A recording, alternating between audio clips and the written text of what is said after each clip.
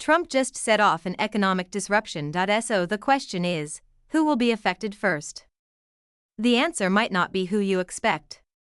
On March 17, former President Donald Trump surprised global markets by announcing a broad 10% tariff on all imports from Mexico, set to begin on April 2. No exemptions, no advance notice, just a major economic move against the U.S.'s top trading partner for vehicles, agriculture, and electronics. The reaction was immediate. Bloomberg described it as a supply chain panic. The Mexican peso experienced its sharpest drop since October 2023. Stocks of major American car manufacturers fell by more than 4.1% in just one trading day. Behind the scenes, multinational CEOs were reacting quickly, and governors from key border states were calling emergency meetings, but the situation took an unexpected turn. Mexico didn't respond with tariffs. Instead, they may have set a trap, and the U.S. might have walked straight into it. What if this isn't really a trade war, but a political strategy in disguise? What if the real consequences won't be felt in Mexico City, but in places like Washington, Arizona, Michigan, and key parts of Trump's electoral base? This isn't just about tariffs on produce or trucks. It could weaken the influence the U.S. thought it had over its southern neighbor. Now, some experts warn that this decision could backfire badly, potentially disrupting $475 billion in cross-border trade and giving Mexico a new tool. Internal political pressure within the U.S.So the real question is, did Trump outmaneuver Mexico, or did Mexico completely change the game? 1. Mexico's strategic response: no tariffs, just pressure. While Washington expected a strong reaction, Mexico responded with silence, an intentional and powerful message. Just hours after Trump's announcement, Mexico's president-elect Claudia Sheinbaum, nicknamed Sheinbaum for her strong presence, acted quickly. Without any public outbursts or press conferences, she called a closed-door emergency meeting with her top economic advisors. Why morning? Her strategy was clear: avoid counter-tariffs and instead apply pressure where it would matter most. Inside the United States, then came a key move: a list, not a threat or punishment, but a precise list of 34 major American companies operating in Mexico, including Tesla, Deere & Company, and Cargill. These are companies with significant influence, especially in swing states across the American Midwest and South. The message was subtle but clear: you tax us, we apply pressure through them. Reuters referred to it as a silent warning, but in truth, it was a calculated economic tactic. Mexico didn't retaliate directly, they redirected the impact. This transformed the issue from a trade conflict into a growing political issue within the U.S. Why didn't Sheinbaum impose tariffs in return? Because she didn't need to. Trump's move caused internal division in the U.S., not in Mexico. Why challenge Washington directly, when states like Michigan, Ohio, and Texas could raise the objections instead? This wasn't typical diplomacy, it was calculated leverage, and it appears to be effective. Behind the scenes, corporate lobbyists have begun contacting Republican senators. CEOs are counting potential losses not in millions, but billions. Supply chains are not only stressed, they're breaking down. And many American consumers may not even realize that their next pickup truck could cost them $3,800 more. So let's stop and ask, did Mexico just introduce a new kind of response? Instead of playing the usual back-and-forth tariff game, Mexico targeted systems of influence. It turned American corporations into indirect sources of pressure, economic and political strain that's being felt not in Mexico City, but in places like Washington, Phoenix, Austin, and Des Moines. Sheinbaum's approach is not only smart, it's strategic. It shifts the conflict from foreign affairs to internal dissatisfaction.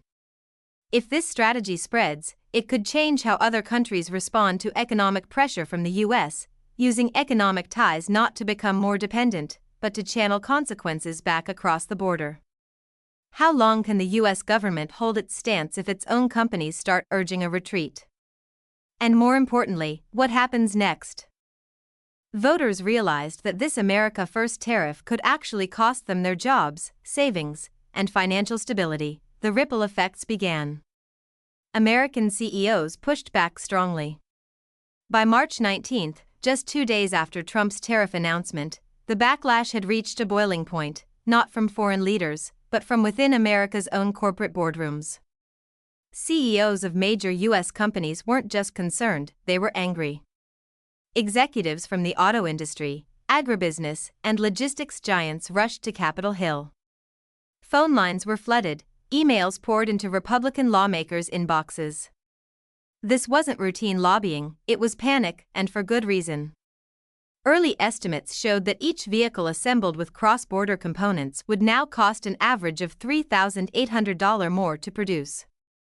That wasn't just a hit to company profits, it directly affected consumers already struggling with inflation. For a middle-class family in Ohio or Pennsylvania, that extra cost turned the dream of buying a new car into a financial strain, and it didn't stop with cars. Agriculture, one of the most politically sensitive sectors, was hit even harder. Experts warned of an immediate loss of over $2.1 billion in farm exports per quarter.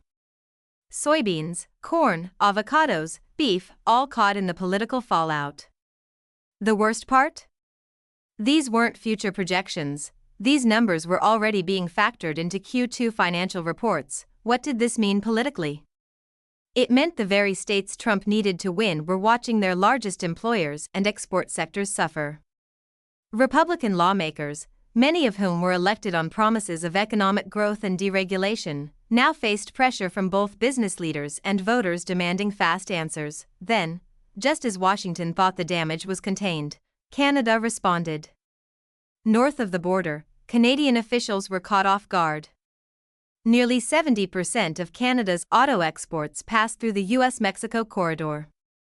The tariff disruption triggered a series of emergency meetings. On March 20, Ottawa held a crisis roundtable with major automakers and supply chain experts. Their conclusion: the damage wasn't theoretical, it was already spreading through their economy. The Canadian dollar dropped sharply, hitting 74.12 cents against the US dollar, its lowest since May 2022. Investors, worried about cross-border delays and potential factory shutdowns, began pulling their capital. In just a few days, what started as a US-Mexico trade issue had turned into a three-country financial shockwave. Canada didn't wait. It quickly rerouted key logistics pathways, avoiding border delays near El Paso and Laredo. New rail and port routes were activated to reduce dependence on US hubs. To many observers, this wasn't just a temporary adjustment, it was a warning sign. Canada was preparing for a longer, more difficult separation if the tariffs stayed in place. Here's the bigger picture: what was meant to be a show of strength was turning into a geopolitical supply chain crisis. Businesses were alarmed. Allies were reacting. A new conflict was emerging, not between governments, but between economic realities and political messaging. Who was really in control now, the White House or the markets? Could Trump afford to ignore CEOs, farmers, and trade partners all at once? Or had he underestimated how quickly the global economy could respond, without even needing to issue a retaliatory tariff? This wasn't just a trade issue, it was a financial shock spreading across industries and borders in real time. Inside the US, Mexico was using local politics as leverage.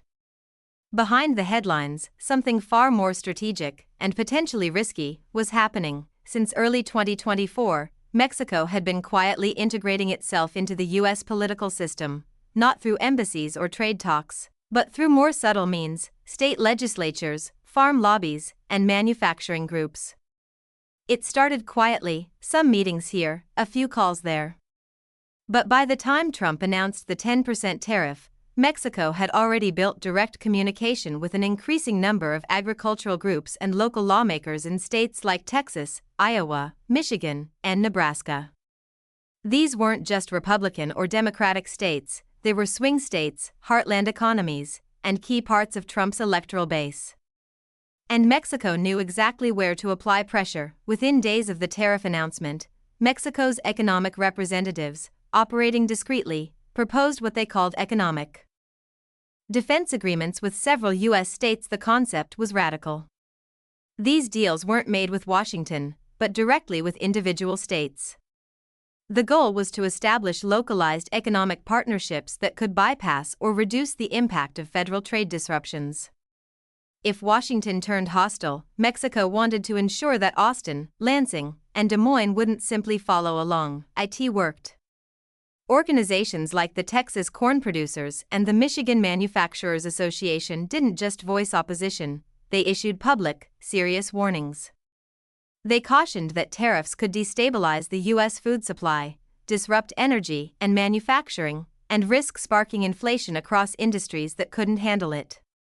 They didn't sound like lobbyists, they sounded like first responders. What makes this moment significant is that these aren't partisan voices. These are grassroots networks that fund campaigns, employ constituents, and influence local policy. When they speak, state lawmakers pay attention.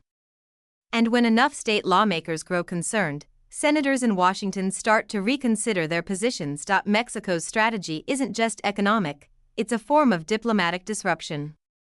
It avoids direct conflict between governments and instead uses local American interests against their own federal leadership. In doing so, it blurs the line between domestic politics and foreign policy in ways that are unprecedented. What happens when a foreign government has stronger connections with American farmers than the U.S. government itself? That's not a hypothetical, it's happening now. Sources close to Sheinbaum's transition team suggest that this subnational strategy isn't temporary, it's the foundation of a broader doctrine. The idea is simple but highly effective. If Washington holds national power, Mexico will counter it with local influence. If the White House escalates from the top, Mexico will apply pressure from the bottom. This is no longer about tomatoes and tariffs, it's about reshaping the structure of influence within the United States. And right now, that structure is being altered by a foreign country, without troops, without threats, and without direct financial aid.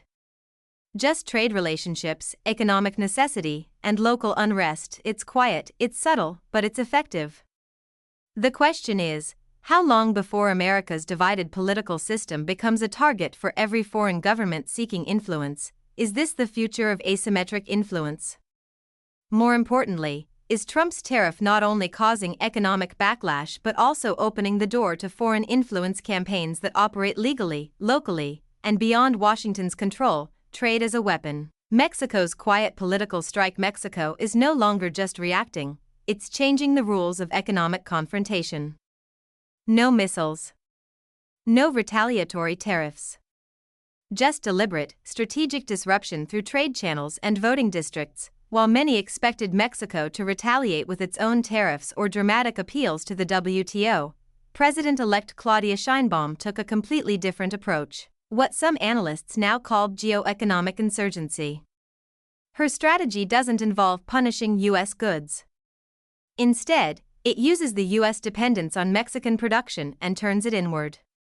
Just look at the map. From Ford trucks to John Deere equipment to avocados and semiconductors, the U.S. is deeply connected to Mexican supply chains.